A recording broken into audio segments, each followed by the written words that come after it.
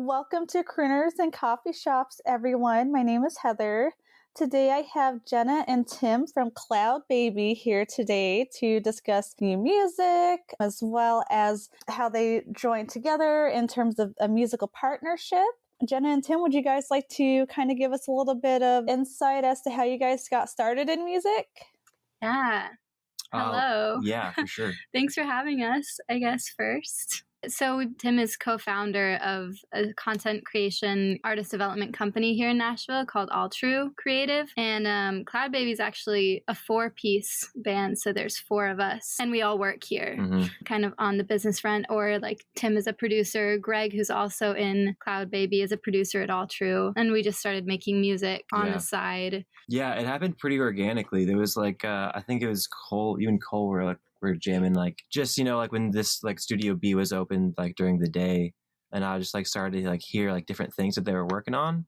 And there's a few tracks they made. I think it was like Lonely was like one of the first ones, but I was like, this is super tight, like really needs to be a thing. And then Cloud Baby, the name, how did the name first come to fruition? I had been going by just my name Jenna with one N.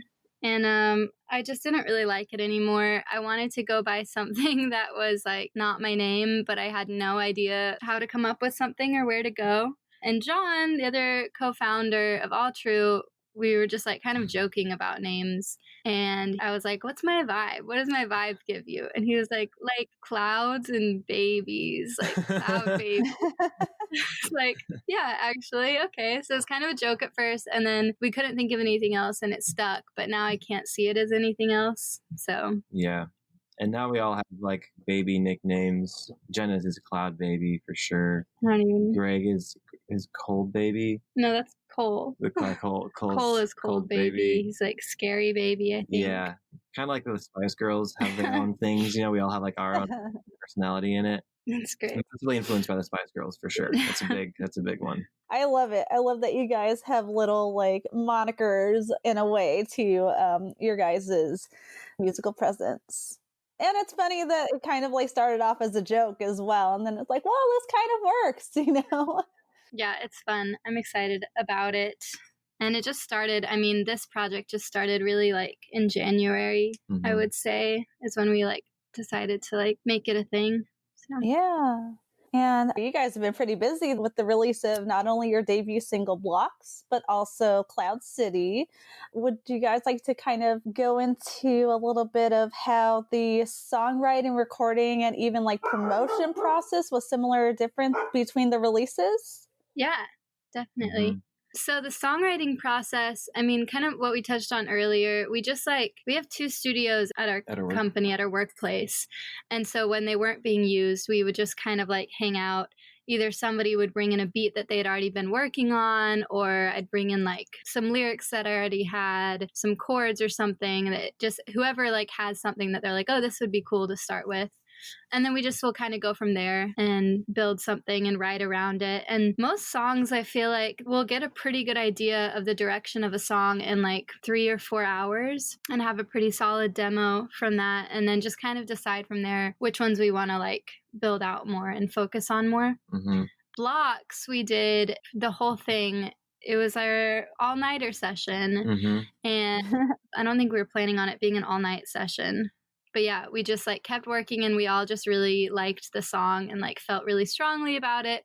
Pretty much finished the whole thing with the exception of some like mixing and mastering and fine tuning. And then I was just like, this has to be the first single. I think it makes sense. Cloud City, though, was actually the first song that we worked on together. We worked on it in our Studio B that we're in right now. And that was kind of the song after we did that. That was only like an hour or 2 to like get it started, to get like the bare bones of it. And we were all just kind of like, okay, so we should do this. Yeah, totally. And like, the idea came from just like a different Star Wars reference. Oh yeah. Because Cole had put some like Chewbacca sample at the beginning of it, which was just pretty great. And then that kind of spurred on like more ideas, and writing a love story about Padme, right? Was like where some influence was coming from. We started talking about Star Wars and Cole was explaining to me, because I've seen Star Wars, but it's been a while. I do like it. I just am not a huge fanatic. And Cole is for sure. So he was just kind of telling me about it, and it gave me some inspiration, and we kind of together finished the lyrics based around Padme and Anakin's love story. It wasn't a love story, though. See, this is like kind of an alternate, it's not an alternate ending, but it's basically Padme. She's saying, like, come with me. Like, why do you have to run away? Why do you have to be like that? Like, we could just have such a good life if you just come with me to Cloud City. Right. But it's just the point in the story before it gets dark. Exactly. So what should have happened is what we're saying. Yes. Yeah. But the promotion side of it, for blocks, I really wanted to like start with a really big push on the marketing front. So I reached out to a couple PR companies, found Mike at Earshot Media, who really liked our stuff and wanted to work with us. And so he kind of helped out a lot, was able to connect us with a lot of people, y'all included. That was really awesome. With Cloud City, it was mostly organic. I didn't have the funds at the time. So it was mostly an organic push there, but that's really it with the promotion so far. I feel like 2020 in and of itself has been like a learning experience on a whole bunch of different fronts. Marketing, promotion, this podcast, for example. But like, luckily we're here, we're healthy, we're chatting via online, which is the safest. And we get to talk about music, which is awesome. Mm-hmm. Yeah. And you guys are actually working on a full-length work, which is so exciting. Would you like to kind of give us a little bit of a sneak peek as to what we get to look forward to? Yeah. When we first started, we just had so many songs. I mean, we probably have like 15 songs or so just like in demo form that we've just kind of collected throughout the year. So the initial thought was like full length from these for sure. But as we get more into it, we still want to do a full length. I don't know if like Blocks and Cloud City will be a part of that full length. They might be, but we kind of want to focus more on just like really fine tuning the sound and also like focus on live shows and kind of getting a fan base built before we release a full length. Like we want to have a lot of people that actively want to listen to the full length. Mm-hmm. So absolutely. It's totally understandable. So I'm hoping that 2021 will be the year for that. Me too. So a fun question for you guys. And if you want, you could totally answer for the other half of your band as well. If you could choose 3 artists to go on a world tour with, who would you choose and what would you name your tour? 3 artists to go on a world tour with. And you guys could have totally different tour lineups as well. I'm going to be on tour with No Doubt earlier. Yeah. Be definitely sick. We definitely all like the Cardigans. Yeah. They're an influence on us for sure. Cardigans are a big influence, I think, like visually and their sound for sure. That would be a cool one. Like I feel like a lot of just like girl fronted bands in the 90s would just be so fun. Mm-hmm. And like if it's modern time, like recent current artists, somebody like Channel Trace would be super fun. That would be a really fun tour for sure. Just because, I mean, obviously his like dance element, and in a lot of our stuff, there's an undertone, not the stuff that's out necessarily, but the stuff that is in the works currently has a lot of like a kind of disco-y undertone. Woo! It's really fun. And I think an act like Channel Trace would just be a really cool, like different enough, but has like that some ground of familiarity. Mm-hmm. For sure. That tour would just be really fun. Plus, he smokes a lot of weed. Which is really fun. Yeah. He came through for Deep Tropics last year, a festival here. And yeah, he's a legend for how much weed he smoked throughout the entire weekend. It's kind of mind-blowing, honestly. Yeah. But he's still able to function, which is the most important thing. That's what's impressive about it, honestly. Yeah. I feel like if we were like headlining a tour, it would have to be called something like In the Clouds or like Cloudy Days. Like, yeah. Something with clouds, like Cloud 9 maybe. Oh, Cloud 9 would be kind of cool. Cloud 9. Ooh, and then all your merch will have a bunch of clouds on it. Exactly. Something like spacey, futuristic, but also just like kind of like pastel, cute baby. Oh my gosh. That would be so adorable. And you could have like fuzzy sweaters that have like clouds on them. Ah! That's a really Great merch idea. Yeah, we're gonna. And so, a question for Jenna, and Tim, you're also welcome to give your 2 cents as well. So, Jenna, as a female fronted band, do you feel that women in the music industry kind of like need to portray themselves in certain ways in order to find success in their careers? Yeah, definitely. We were talking about this a little bit earlier. It just kind of feels like there's a lot of judgment from like every angle and pressure in a lot of ways that doesn't exist with men in the industry.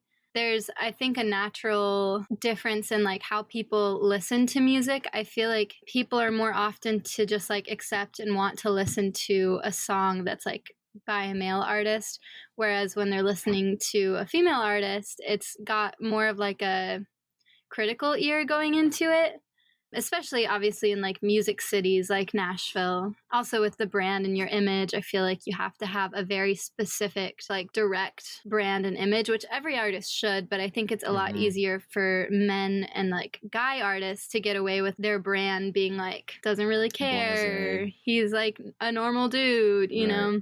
And like women have to either be like this super like put together, like I guess like Dua Lipa-esque artist, or like this really sexy like Cardi B artist, or like, I don't know, like a really soft, like it has to be a very specific brand, and no matter what it is, you're going to get a lot of judgment for it if you're like too sexy or not sexy enough, or like try hard or anything like that.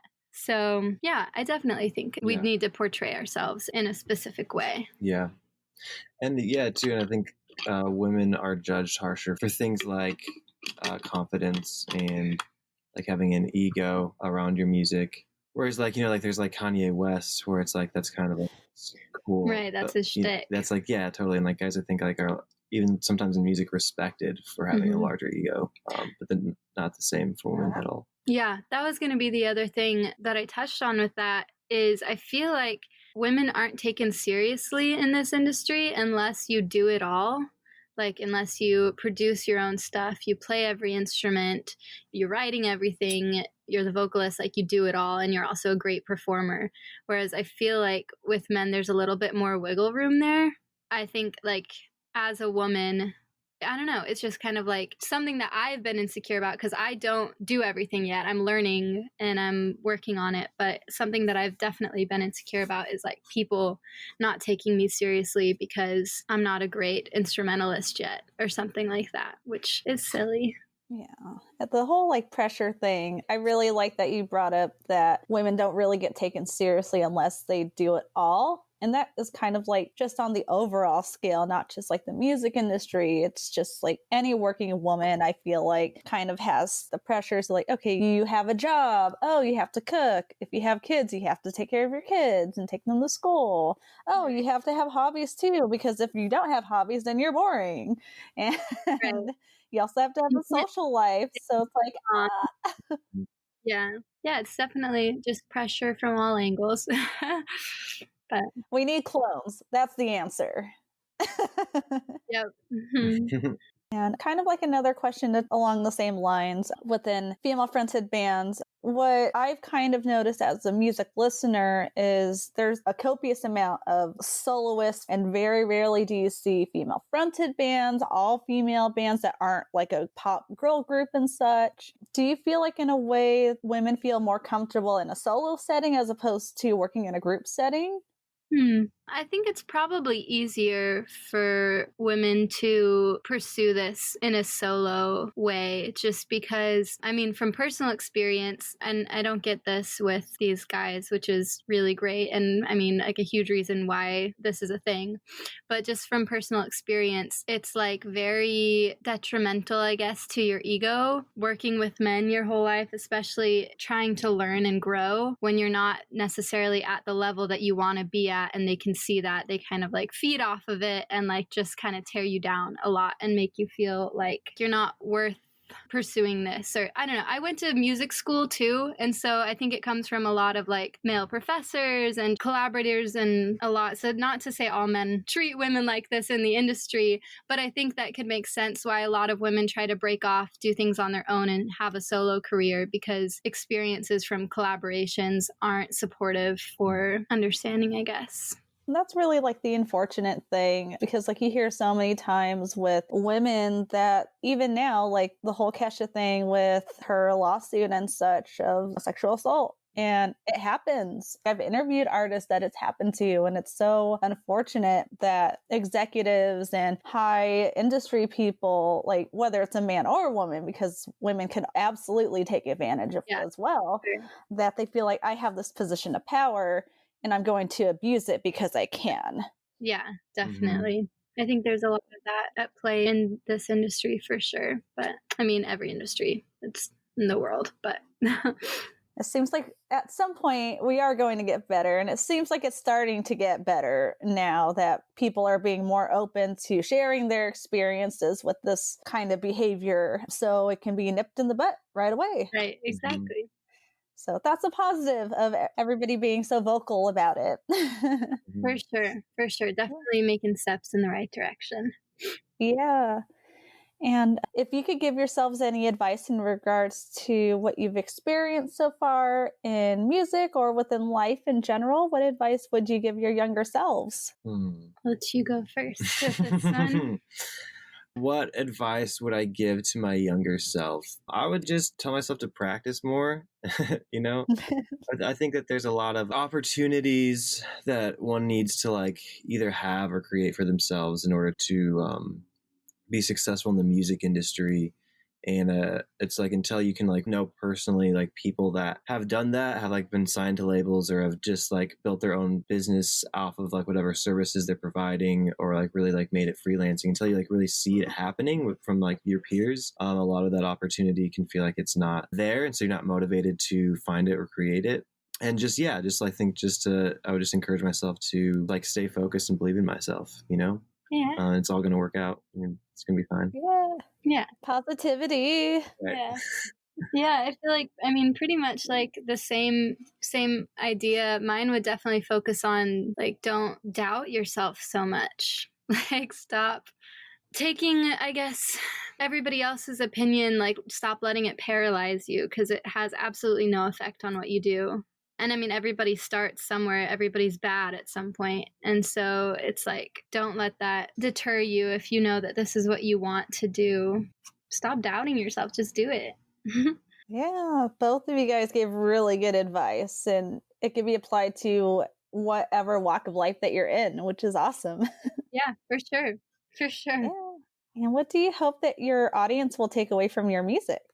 Just like a chance to escape. I feel like just a temporary chance to like not think about shit in their lives at the moment. Or I don't know, I do think a lot of the lyrics that we write, depending on the song, some of them are more lighthearted and some of them have more depth. Like Cloud City is more just like, it's fun, let's like think about Star Wars. But then Blocks, for example, is like pretty introspective and it's pretty like nihilistic in a way. Just like in the sense that it's like you're always going to think that the grass is greener elsewhere. But like, I mean, guess it's just where the grass won't grow is the first lyric. And that's just saying like sometimes the grass just doesn't grow at all and it's just not greener anywhere. And like we just have to be okay with that. So I don't know, maybe I hope that people also like will get a little introspective sometimes. Maybe it'll make them think, make them like look inward. Face the void. Face the void that they've been ignoring or avoiding. Such a hard task, that's for sure, especially in quarantine. And to kind of end off the interview portion, apart from a full-length release that we get to look forward to, what other things should we be expecting from Cloud Baby? Definitely some more singles in 2021. We really want to focus on a live set, and when it becomes safe to do so, start looking at shows around town, opening for some people. I kind of want to make that the focus, I think, of 2021. But, yeah, for sure. I agree with that. Maybe some like live performance videos. Yeah. As we start to put that together as well. But yeah, it's kind of all up in the air. It's kind of like whenever things get safe again, which hopefully happens in 2021. Fingers crossed. Yes, absolutely. Well, there's at least a vaccine on its way, so. You just have to make every single person get the vaccine, or most people. Yeah, absolutely. Well, we've got lots of things to look forward to from you guys, which is still a huge step. Yeah. So here at Crooners and Coffeeshops, we love our coffee and we appreciate our small local businesses. Unfortunately, pandemic has kind of put a little bit of a nail into going out and hanging out at coffee shops, but we still want to support. I would like to do a special shout out to Super Sweet Tattoos and Coffee. I had a friend that got a tattoo there and it was beautiful. And I was like, where did you get your tattoo? And she was like, this place called Super Sweet Tattoos and Coffee. I was like, it's a tattoo shop and a coffee shop. I need to get tattooed there. So I got a tattoo and a matcha there. You'll be able to see a picture on Instagram at some point. So shout out to them. They're out in Echo Park. Do you guys have any local businesses, local coffee shops, cafes that you would like to shout out in Nashville? Yeah, definitely. One right by our shop that I know we all go to frequently, or we did when everybody was in the office frequently. Sip Coffee is like right down the street from us, and it's also an ice cream parlor. And they have my goodness. Yeah, so their drive-thru is the only thing open at the moment, but they're great. Everybody who works there is great. Dose too. That's what I was gonna say. Dose is also down the street, like other side, but it's great, and their food's great. They're also only doing takeout right now, but best food from a coffee shop in Nashville, I think. Well, definitely shout out to both of them, and they're within a close range to your guys' studio, which is always a plus. Well, thank you both for joining me today. It was awesome to get to chat with you. Where can everybody find Cloud Baby online? Streaming platforms, Cloud Baby, social media, Facebook, Twitter, Instagram. Instagram's just Cloud Baby Music. Twitter is Cloud with 2 D's, Baby with 2 Y's. Yeah, that's it. Working on a website, but it is still being worked on. Ready for 2021. Woo! Again, thank you guys for joining me today. And also well wishes and lots of good health to you and the other half of Cloud Baby as well out in Nashville. Awesome. Thank you so much. Thanks for having me. Thank you. Stay caffeinated, everyone, and also stay safe and healthy during the new year.